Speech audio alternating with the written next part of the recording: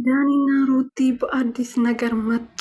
እራት አንድ ላይ እየበሉ እንግዲህ ልዑልዬ እንደዚህ አምሮበት እንደዚህ ዝንጥ ብሎማ ቤት መቀመጥ የለበትም ተያይዘን እንውጣ ብለው ነበረ እና ተያይዘው ወጥቶ እንግዲህ እንደዚህ በሚገርምና ደስ በሚል ሁኔታ ጊዜያቸውን እያሳለፉ ነበረ። ሰላም ሰላም ቤተሰብ እንዴት ናችሁልኝ? እኔ ያለው ፈጣሪ የተመሰገነው በያላችሁበት ሰላማችሁ ብዝት ትርፍርፍ ይበልልኝ።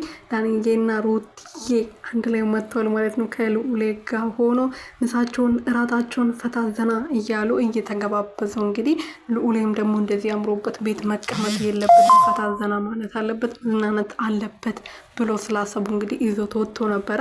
አብርሽ ያላሰበው እንግዲህ ዳኒ ሾው አስቦ እንግዲህ ልጁን አዝናንቶታል ማለት ነው። ልዑልዬም ደስ ብሎታል ማለት ደስ ብሎታል ነው እንጂ ያልኩት ይቅርታ አድርጉልኝ ቤተሰቦችዬ። ለማንኛውም ይመቻችሁ ማለት ነው። ሩትዬ በጣም ደስ ብሏት ነበር ትላንት። ዛሬ እንግዲህ አብርሽን ለማንጨርጨር አንድ ላይ እራት እየበሉ ፈታ ዘና ብሎ እንደሚመጡ ተስፋ አደርጋለሁ። ደስ የሚል ቪዲዮ እንጠብቃለን። ዛሬ ደግሞ የሚገርም ቪዲዮ